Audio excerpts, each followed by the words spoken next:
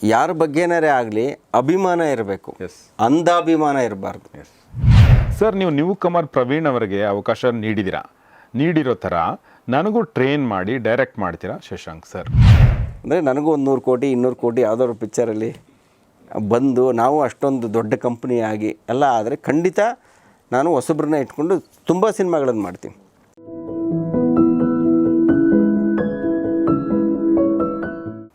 ಒಂದು ಕೇಳ್ಬೇಕು ಅಂದ್ಕೊಂಡೆ ಸರ್, ಇತ್ತೀಚೆಗೆ ಒಂದು ಈ ಸೋಷಿಯಲ್ ಮೀಡಿಯಾ ಎಲ್ಲ ಜಾಸ್ತಿ ಆದಮೇಲೆ ಎಲ್ಲ ಈ ಕಮೆಂಟ್ ಬಾಕ್ಸ್ ಎಲ್ಲ ಇರುತ್ತೆ. ಅಂದರೆ ನೀವು ಒಂದು ಹಾಡು ಹಾಕಿದರೆ ಒಂದು 100 ಜನ ಕಮೆಂಟ್ ಮಾಡ್ತಾರೆ. ನಿಮ್ಮ ಹಾಡೇ ಫಾರ್ ಎಕ್ಸಾಂಪಲ್ ಎಷ್ಟು ಬ್ಯೂಟಿಫುಲ್ ಆಗಿ ಇದೆ ಅಂತ ಭಾಳ ಜನ ಅದನ್ನು ಅಪ್ರಿಷಿಯೇಟ್ ಮಾಡಿದ್ದಾರೆ. ಆದರೆ ಅದ್ರ ಜೊತೆಗೆ ಅಲ್ಲಿ ಒಂದೇನಾಗುತ್ತೆ ಅಂತಂದರೆ ಯಾರೋ ಒಬ್ಬ ಸ್ಟಾರ್ ವಾರ್ ಶುರು ಆಗ್ಬಿಡುತ್ತೆ. ಅಂತಂದರೆ ಈ ಥರ ಒಬ್ಬರ ಮಧ್ಯೆ ಒಬ್ಬರು ಕಿತ್ತಾಡ್ಕೊಳ್ಳೋದು, ಈ ಥರದ್ದೆಲ್ಲ ಶುರು ಆಗಿರೋದು. ಇತ್ತೀಚೆಗೆ ಕೂಡ ಒಂದು ಇನ್ಸಿಡೆಂಟ್ ನಡೀತಾ ಆ ಥರದ್ದು. ಸೊ ಇದು ಸ್ವಲ್ಪ ಅತಿರೇಕದ ಅಭಿಮಾನ ಆಗಿ ಈ ಥರ ಆಗುತ್ತೆ ಅನಿಸುತ್ತೆ. ಏನು ಹೇಳೋಕ್ಕೆ ಇಷ್ಟಪಡ್ತೀರಿ? ಅಂದರೆ ಸ್ಟಾರ್ ವಾರ್ನಲ್ಲಿ ನಿರತರಾಗಿರುವಂಥವ್ರು ನಮ್ಮ ಸ್ಟಾರೇ ದೇವರು ಅನ್ನೋ ಥರ ಬೇರೆಯವ್ರಿಗೆಲ್ಲ ಒಂಥರ ಕಣ್ಣೆ ಮಾಡುವಂಥ ಒಂದಷ್ಟು ಅಭಿಮಾನಿಗಳು ಕೂಡ ಇರ್ತಾರೆ. ಅಂಥವ್ರಿಗೆ ಏನಾದರೂ ಹೇಳೋಕ್ಕೆ ಇಷ್ಟಪಡ್ತೀರಾ ನೀವು? ಅಲ್ಲ, ಅದು ಬರೀ ಸಿನಿಮಾದವ್ರಿಗೆ ಅಷ್ಟೇ ಅಂತ ಅಪ್ಲೈ ಆಗೋದಿಲ್ಲ, ಎಲ್ಲ ಕ್ಷೇತ್ರಕ್ಕೂ ಅಪ್ಲೈ ಆಗುತ್ತೆ. ಯಾರ ಬಗ್ಗೆನಾರೇ ಆಗಲಿ ಅಭಿಮಾನ ಇರಬೇಕು, ಅಂಧಾಭಿಮಾನ ಇರಬಾರ್ದು. ಅಭಿಮಾನಕ್ಕೂ ಅಂಧಾಭಿಮಾನಕ್ಕೂ ತುಂಬ ದೊಡ್ಡ ಡಿಫರೆನ್ಸ್ ಇದೆ. ಅದು ಅಂಧಾಭಿಮಾನ ಆದ ತಕ್ಷಣವೇ ಅತಿರೇಕಗಳು ಶುರುವಾಗುತ್ತೆ. ಅಂದರೆ ಸತ್ಯ ಯಾವುದು ಅನ್ನೋದು ಅರ್ಥ ಆಗಲ್ಲ, ಬ್ಲೈಂಡಾಗಿ ಹೋಗ್ತಾರಲ್ವ, ಯಾವುದು ಸತ್ಯ ಯಾವುದು ಸುಳ್ಳು ಏನು ಗೊತ್ತಾಗಲ್ಲ.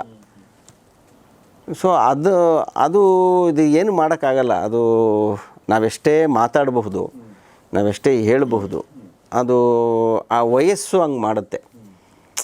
ಅಂದರೆ ನಿಮಗೆ ಆ ಫ್ಯಾನ್ಸು ಅಂತ ಏನು ಕ್ರಿಯೇಟ್ ಆಗ್ತಾರಲ್ಲ ಅವರೆಲ್ಲ ಒಂದು ಸ್ವಲ್ಪ ಇನ್ನೂ ತುಂಬ ಅಷ್ಟೊಂದು ಪ್ರಬುದ್ಧರಾಗಿರೋದಿಲ್ಲ. ಅವರು ತುಂಬ ಪ್ರಬುದ್ಧತೆ ಬಂದ ಮೇಲೆ ಅವರು ಬದಲಾಗ್ತಾರೆ. ಬಟ್ ಆ ಒಂದು ಏಜಲ್ಲಿ ಹೇಳ್ದೆ ಆ ಎಕ್ಸೈಟ್ಮೆಂಟು, ಆ ಜೋಶು, ಆಮೇಲೆ ಇನ್ಸ್ಟಂಟಾಗಿ ರಿಯಾಕ್ಟ್ ಮಾಡೋವಂಥ ಒಂದು ಇದಿರುತ್ತಲ್ವ, ಭಾವ ಎಲ್ಲ ಇದೆಲ್ಲ ಇರುತ್ತಲ್ಲ, ಅದೇ ಆ ವಯಸ್ಸಿನ ಲಕ್ಷಣ ಆ್ಯಕ್ಚುಲಿ. ಅದೆಲ್ಲ ಈ ತಪ್ಪುಗಳೆಲ್ಲ ನಾವು ಮಾಡಿರುವಂಥ ತಪ್ಪುಗಳೇ, ನಾವು ಆ ವಯಸ್ಸಲ್ಲಿ ಮಾಡಿರುವಂಥ ತಪ್ಪುಗಳೇ. ಹಾಗಾಗಿ ವಯಸ್ಸಿನ ಸಹಜವಾದ ಲಕ್ಷಣಗಳು ಅದೆಲ್ಲ ನಡೀತೆ. ಅದೆಲ್ಲ ನನ್ನ ಪ್ರಕಾರ ಅದನ್ನು ಅಷ್ಟು ತುಂಬ ತಲೆ ಕೆಡಿಸ್ಕೊಳ್ಳೋ ಅವಶ್ಯಕತೆ ಇಲ್ಲ. ಅದೊಂಥರ ಆವಾಗವಾಗ ಈಗ ನಾವು ಊಟ ಮಾಡ್ತಾ ಇರ್ತೀವಿ, ಒಳ್ಳೆ ಊಟ, ಮಧ್ಯದಲ್ಲೆಲ್ಲೋ ಒಂದು ಮೆಣಸಿನ್ಕಾಯಿ ಕಣ್ಣು ಎಲ್ಲ ನೀರೆಲ್ಲ ಬಂದು ಅನ್ನೋ ಥರ ಆಗ್ತಾ ಇರುತ್ತಲ್ವ, ಆ ಥರದ್ದೊಂದು ಅದು ರುಚಿ ಜೊತೆಗೆ ಅದು ಆವಾಗವಾಗ ಆ್ಯಡ್ ಆಗ್ತಾ ಇರಬೇಕು. ಅದರಿಂದ ಬೇರೆ ಏನೋ ವಿಕೋಪಕ್ಕೆ ಹೋಗಿ ಎರಡು ವ್ಯಕ್ತಿಗಳ ನಡುವೆ ಮನಸ್ತಾಪ ಬರೋದು, ಈ ಹಂತಕ್ಕೆ ಹೋಗಬಾರ್ದು. ಆ ಹಂತಕ್ಕೆ ಹೋದಾಗ ಸ್ವಲ್ಪ ಎಲ್ಲರೂ ಇಂಟರ್ಫಿಯರ್ ಆಗಿ ಅದನ್ನು ತಡಿಬೋದು ಅಷ್ಟೇ. ಇನ್ನು ಅದು ಬಿಟ್ಟರೆ ಅಲ್ಲಿವರೆಗೂ ಇದೊಂಥರ ಮಸಾಲೆ ನೋಡಿಕೊಂಡು ಎಂಜಾಯ್ ಮಾಡಿಕೊಂಡು ಮಜಾ ತಗೊಂಡು ಸುಮ್ಮನೆ ಎದ್ಬಿಡ್ಬೇಕಷ್ಟೆ. ಕೊನೆ ಪ್ರಶ್ನೆ ಇದು, ನಾನು ನಿನ್ನೆ ಲೇಟ್ ನೈಟು ನನ್ನ ಕಮ್ಯುನಿಟಿ ಪೇಜಲ್ಲಿ ನೀವು ಬರ್ತಾ ಇದ್ದೀರಿ, ಒಂದು ಪ್ರಶ್ನೆಗಳು ಹೇಳಿ ಏನಾದರೂ ಇದ್ದೆ ಅಂತ ಹೇಳಿದೆ. ಒಂದಷ್ಟು ಜನ ಪ್ರಶ್ನೆಗಳು ಕಳಿಸ್ತಾರೆ. ಸುಮಾರು ಪ್ರಶ್ನೆಗಳು ನಾವು ಬಂದು ಹೋಗಿದೆ. ಅದ್ರ ಒಂದು ಪ್ರಶ್ನೆ ಇದೆ ನನಗೆ, ಆ ಪ್ರಶ್ನೆ ಕೇಳಬೇಕು ಅಂತ ಅನ್ನಿಸ್ತು. ರಘುಕುಮಾರ್ ಚಿರಾಗ್ ಜೈ ಜೈ ಜೈ, ಪ್ರತಿ ವರ್ಷಕ್ಕೊಂದು ಸಿನಿಮಾ ಮಾಡಿ ಅಂತ ಹೇಳಿದ್ದಾರೆ. ಆಮೇಲೆ ರಿಯಲಿಸ್ಟಿಕ್ ಸಿನಿಮಾಗಳನ್ನ ನೀವು ವರ್ಷಕ್ಕೊಂದಾದರೂ ಮಾಡಿ, ಆಮೇಲೆ ಗಣೇಶ್ ಜೊತೆ ಸಿನಿಮಾ ಮಾಡಿ, ಓಕೆ, ಈ ಥರ ಸುಮಾರು ಪ್ರಶ್ನೆಗಳನ್ನ ಕೇಳಿದ್ದಾರೆ. ರಚನಾ ಬಗ್ಗೆ ಒಳ್ಳೆ ಮಾತು ಹೇಳಿದ್ದಾರೆ, ಆಮೇಲೆ ಉಪೇಂದ್ರ ಅವ್ರ ಬಗ್ಗೆ ಕೇಳಿದ್ದಾರೆ, ಈ ಥರ ಇದೆ. ಆದರೆ ಒಂದು ಪ್ರಶ್ನೆ KN ಬೀರಪ್ಪ ಅನ್ನೋರು ಒಂದು ಪ್ರಶ್ನೆ ಕೇಳಿದ್ದಾರೆ. ಅದು ಭಾಳಷ್ಟು ಜನರ ಮನಸ್ಸಲ್ಲಿ ಇರುವಂಥ ಪ್ರಶ್ನೆಗೆ ಉತ್ತರ ಸಿಗ್ಬೋದು. ಸರ್, ನೀವು ನ್ಯೂ ಕಮರ್ ಪ್ರವೀಣ್ ಅವರಿಗೆ ಅವಕಾಶ ನೀಡಿರೋ ಥರ ನನಗೂ ಟ್ರೈನ್ ಮಾಡಿ ಡೈರೆಕ್ಟ್ ಮಾಡ್ತೀರಾ ಶಶಾಂಕ್ ಸರ್? ನನಗೆ ಅದರ ಒಂದು ಆಸೆ ಮತ್ತು ಆ ಮುಗ್ಧತೆ ನಂಗೆ ಭಾಳ ಇಷ್ಟ ಆಯಿತು. ಸೊ ಭಾಳ ಜನ ತುಂಬ ಜನ ಅದನ್ನು ಕೇಳ್ತಾರೆ. ಈಗ ಸಿನಿಮಾ ಅನ್ನೋದು ರಿಸ್ಕಿ ಬಿಸ್ನೆಸ್, ಇದು ಎಲ್ರಿಗೂ ಗೊತ್ತಾಗಲಿ ಅಂತ ಹೇಳ್ತಾ ಇದ್ದೀನಿ ಅಲ್ವಾ. ಈಗ ನಾನು ಅವತ್ತು ಸಿಕ್ಸರ್ ಅಂತ ಒಂದು ಸಿನಿಮಾ ಮಾಡಿದೆ ಅಂತ ಅಂದರೆ, ರಾಮೋಜಿರಾವ್ ಅನ್ನೋರು, ಉಷಾ ಕಿರಣ್ ಮೂವೀಸ್ನವರು ಆ ರಿಸ್ಕಿಗೆ ರೆಡಿ ಇದ್ದರು. ಒಬ್ಬ ಹೊಸಬರ ಮೇಲೆ ಇನ್ವೆಸ್ಟ್ ಮಾಡಿ ನಾವು ಮಾಡ್ತೀವಿ ಅನ್ನೋ ರಿಸ್ಕಿಗೆ ಅವ್ರು ರೆಡಿ ಇದ್ದರು. ಮೊಗ್ಗಿನ ಮನಸ್ಸು ಮಾಡುವಾಗ ಕೃಷ್ಣಪ್ಪ ಅವರು ಆ ರಿಸ್ಕಿಗೆ ರೆಡಿ ಇದ್ದರು ಅಲ್ವಾ. ಮಾಡಿರಿ, ಹೊಸಬ್ರು ಇಟ್ಕೊಂಡು ಮಾಡಿರಿ ಅಂತ ಅವ್ರಿಗೂ ಏನು ನಮ್ಮ ಮೇಲೆ ಒಂದು ಕಾನ್ಫಿಡೆನ್ಸು ಇತ್ತು. ಬಟ್ ಏನೇ ಆದರೂ ರಿಸ್ಕ್ ರೆಡಿ ಇತ್ತು, ರಿಸ್ಕಿಗೆ ರೆಡಿ ಇದ್ದರು ಅವರು. ಈಗ ಒಂದು ವೇಳೆ ಏನಾದ್ರು ಮೊಗ್ಗಿನ ಮನಸ್ಸು ಸಿನಿಮಾ ಸೋತಿದ್ರೆ ಸಿಕ್ಸರ್ ಸಿನಿಮಾ ಸೋತಿದ್ದಿದ್ರೆ ಫಸ್ಟ್ ನಷ್ಟ ಆಗ್ತಿದ್ದಿದ್ದು ಯಾರಿಗೆ? ರಾಮೋಜಿರಾವ್ ಅವ್ರಿಗೆ, ಕೃಷ್ಣಪ್ಪ ಅವ್ರಿಗೆ. ಅದು ಇದ್ದೇ ಇರುತ್ತೆ. ಹೊಸಬ್ರ ಸಿನಿಮಾ ಮಾಡುವಾಗ ರಿಸ್ಕ್ ಇದ್ದೇ ಇರುತ್ತೆ. ಯಾಕೆಂದರೆ ಒಂದು ಗ್ಯಾರಂಟಿಯಾಗಿ ಇಷ್ಟು ದುಡ್ಡು ಬಂದೇ ಬರುತ್ತೆ ಅನ್ನೋದಿಲ್ಲ. ಯಾವುದೋ ಒಬ್ಬ ಎಸ್ಟಾಬ್ಲಿಷ್ಡ್ ಹೀರೋನ ಇಟ್ಕೊಂಡು ಮಾಡಿದಾಗ ಇಷ್ಟು ಟಿ ವಿ ರೇಟ್ಸ್ ಬಂದೇ ಬರುತ್ತೆ, ಅವನಿಗೆ ಇಷ್ಟೊಂದು ಅಭಿಮಾನಿಗಳಿದ್ದಾರೆ, ಆ ನಟನಿಗೆ ಇಷ್ಟು ಜನ ಬಂದೇ ಬರ್ತಾರೆ, ಒಂದು ಲೆಕ್ಕಾಚಾರ ಇರುತ್ತೆ ನಿರ್ಮಾಪಕನಿಗೆ, ಇಷ್ಟು ದುಡ್ಡು ಸೇಫು ಅಂತ. ಹೊಸಬ್ರು ಸಿನಿಮಾಗೆ ಅದು ಇರೋದಿಲ್ಲ. ಸೊ ಏನಾಗುತ್ತೆ, ಈಗ ಹೊಸಬ್ರು ಸಿನಿಮಾ ಮಾಡಬೇಕು ಅಂತ ಅಂದರೆ ಯಾರೇ ಆಗಲಿ, ಯಾರಾದರೂ ಒಬ್ಬರು ಇನ್ವೆಸ್ಟ್ರು ಮುಂದೆ ಬರಬೇಕು. ಅದಕ್ಕೆ ಆ ರಿಸ್ಕ್ ತೊಗೊಳ್ಳೋ ಇನ್ವೆಸ್ಟರ್ ಇರಬೇಕು. ಆ ಇನ್ವೆಸ್ಟರು ಯಾರ ಮೇಲೆ, ಅವರು ಈ ಕೃಷ್ಣಪ್ಪ ಅವರು ರಿಸ್ಕ್ ತೊಗೊಂಡ್ರು ಕೂಡ ಅವ್ರಿಗೇನು ಬಯಾಸ್ಡ್ ಆಗಿರಲಿಲ್ಲ.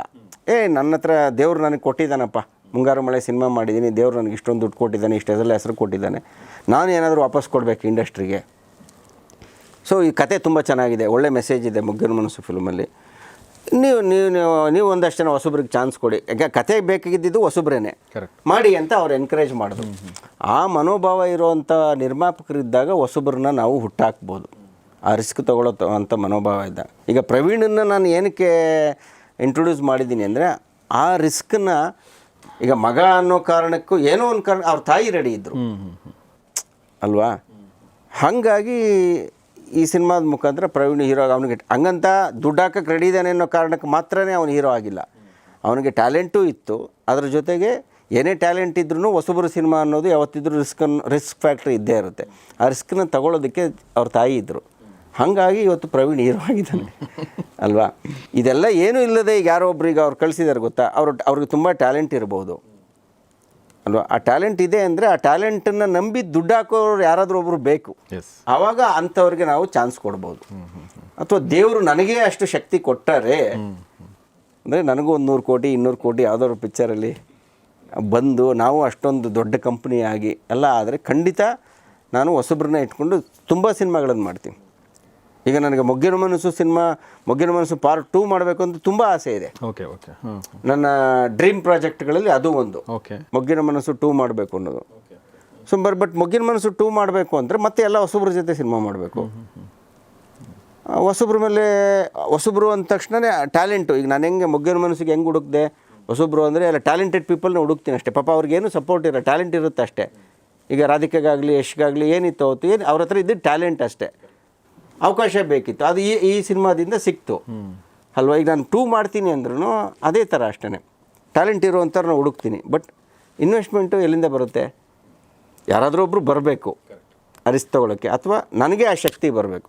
ಈಗ ನಾನು ಕಾಯ್ತಾ ಇರೋದು ಅದಕ್ಕೆ. ಇದುವರೆಗೂ ನಾನು ಏನಕ್ಕೆ ಮಾಡಿಲ್ಲ ಮೊಗ್ಗಿನ ಮನಸ್ಸು 2ನ, ಅದಕ್ಕೆ ಮಾಡೋಕ್ಕಾಗಿಲ್ಲ ನನ್ನ ಕೈಲಿ. ನನಗೆ ಆ ಶಕ್ತಿ ಇಲ್ಲ. ಇವತ್ತಿಗೆ ಮೊಗ್ಗಿನ ಮನಸ್ಸು ಸಿನಿಮಾ ಮಾಡಬೇಕು ಅಂದ್ರೆ ಒಂದು 5-6 ಕೋಟಿ ಬಜೆಟ್ ಬೇಕು. ಯಾಕೆಂದರೆ ತುಂಬ ಸ್ಟೈಲಿಶಾಗಿ ಮಾಡಬೇಕು ಆ ಕಥೆನ. ಈ ಜನ್ರೇಷನ್ ಹುಡುಗಿರು ಹೆಂಗಿದ್ದಾರೆ ಅಂತ ಕತೆ ಹೇಳಬೇಕು. ಆ ಪ್ರೆಸೆಂಟೇಷನ್ ಎಲ್ಲ ಅಷ್ಟು ಕಾಂಟೆಂಪ್ರರಿ ಆಗಿರಬೇಕು, ಮಾಡರ್ನ್ ಆಗಿರಬೇಕು ಅಂದರೆ ಒಂದು 5-6 ಕೋಟಿ ಬೇಕು. ಟೆಕ್ನಿಕಲಿ ಚೆನ್ನಾಗಿರ್ಬೇಕು ಸಿನಿಮಾ. ಎಲ್ರಿಗೂ ಅಷ್ಟೊಂದು ಜನ ಹಾಕ್ಕೊಂಡು ಟ್ರೈನಿಂಗ್ ಕೊಡಬೇಕು. ಮಿನಿಮಮ್ 5-6 ಕೋಟಿ. ಯಾರು ಇನ್ವೆಸ್ಟ್ ಮಾಡ್ತಾರೆ 5-6 ಕೋಟಿ ಹೊಸಬ್ರ ಮೇಲೆ? ಯಾರು ಇನ್ವೆಸ್ಟ್ ಮಾಡೋರು ಬಂದರೆ ಮಾಡಬಹುದು, ಅಥವಾ ದೇವ್ರು ನನಗೆ ಶಕ್ತಿ ಕೊಟ್ಟರೆ ನಾನು ಮಾಡ್ತೀನಿ ಅಷ್ಟೇ. ಸಿಂಪಲ್, ಇನ್ನೇನಿಲ್ಲ. ವಂಡರ್ಫುಲ್, ತುಂಬ ಚೆನ್ನಾಗಿ ಹೇಳಿದ್ರಿ. ಆಮೇಲೆ ದೇವರ ಶಕ್ತಿ ಕೊಡಲಿ ಅಂತ ನಾವು ಕೂಡ ಹಾರೈಸ್ತೀವಿ. ಯಾಕೆಂದರೆ ನಮ್ಮ ಸ್ವಾರ್ಥ ಅಂದರೆ ಹೊಸ ಪ್ರತಿಭೆಗಳಿಗೆ ಒಂದು ಅವಕಾಶ ಸಿಗುತ್ತೆ ಅನ್ನೋ ದೃಷ್ಟಿಯಿಂದ. So thank you very much Shashank, ಭಾಳ ಬ್ಯೂಟಿಫುಲ್ಲಾಗಿ ಮಾತಾಡಿದ್ರಿ. ನನಗೆ ಒಂದು ಇಷ್ಟ ಆಗೋದೇನೆಂದರೆ ಅವರು ತುಂಬ ಕ್ಲಿಯರಾಗಿ ಮಾತಾಡ್ತಾರೆ ಶಶಾಂಕ್ ಅವರು. ಎಲ್ಲೂ ಅಡ್ಡಗೋಡೆ ಮೇಲೆ ದೀಪ ಇಟ್ಟಂಗಾಗಲಿ, ಎಲ್ಲೂ ಈ ಥರ ಇದೆ ಅನಿಸುತ್ತೆ ಅಂತ ಏನೂ ಹೇಳಲ್ಲ ಅವರು. He is very clear, very ಒಂಥರ ಸ್ಪಷ್ಟವಾಗಿ ಮಾತಾಡ್ತಾರೆ. ಅದು ತುಂಬ ಇಷ್ಟ ಆಗುತ್ತೆ ನನಗೆ. ಸೊ ಅವರ ಲವ್ 360 ಇದೇ ವಾರ ಅಂದರೆ 19ನೇ ತಾರೀಕು ಆಗಸ್ಟ್ ಬರ್ತಾ ಇದೆ. ಮತ್ತು ಟ್ರೇಲರು, ಹಾಡುಗಳೆಲ್ಲ ಈಗ ಆಲ್ರೆಡಿ ನೀವು ಇಷ್ಟಪಟ್ಟಿದ್ದೀರಿ. ಸಿನಿಮಾ ಕೂಡ ಇಷ್ಟಪಡೋ ರೀತಿಯೇ ಇರುತ್ತೆ ಅನ್ನೋದು ನನ್ನ ನಂಬಿಕೆ. ಸೊ ನಿಮಗೆ ಒಳ್ಳೆಯದಾಗಲಿ. ಮತ್ತು ನಿಮ್ಮ ಇಡೀ ತಂಡಕ್ಕೆ ಗೌರಿಶಕಿ ಸ್ಟುಡಿಯೋದ ಎಲ್ಲ ಅಭಿಮಾನಿಗಳ ಪರವಾಗಿ ಶುಭ ಹಾರೈಸ್ತೀನಿ. Thank you very much. ಮತ್ತು ತುಂಬ ದೊಡ್ಡ ಮಟ್ಟದ ಹಿಟ್ ಆಗಲಿ ಅಂತ ನಾನು ಆಶಿಸ್ತೀನಿ. Thank you very much. So ಇದಾಗಿತ್ತು ಶಶಾಂಕ್ ಅವರೊಂದಿಗಿನ ಸಂದರ್ಶನ. ದಯವಿಟ್ಟು ಇದನ್ನು ನಿಮ್ಮೆಲ್ಲ ಸ್ನೇಹಿತರೊಂದಿಗೆ ಶೇರ್ ಮಾಡಿ. ಸಾಕಷ್ಟು ಪಾಠಗಳನ್ನ ಮಾಡಿದ್ವಿ, ಬೇರೆ ಬೇರೆ ವಿಚಾರಗಳು ಅವ್ರು ಮಾತಾಡಿದ್ದಾರೆ. ಅದೆಲ್ಲವನ್ನೂ ದಯವಿಟ್ಟು ನೋಡಿ, ಕಮೆಂಟ್ ಬಾಕ್ಸಲ್ಲಿ ನಿಮ್ಮ ಕಮೆಂಟ್ ಏನಾದರೂ ಇದ್ದರೆ ತಿಳಿಸಿ, ಮತ್ತು ವಿಡಿಯೋಗಳನ್ನ ಲೈಕ್ ಮಾಡಿ. ನೋಡ್ತಾ ಇರಿ ಗೌರಿಶಕಿ ಸ್ಟುಡಿಯೋ, ಮತ್ತು ಖಂಡಿತ ನೋಡಿ ಲವ್ 360. ನಮಸ್ಕಾರ.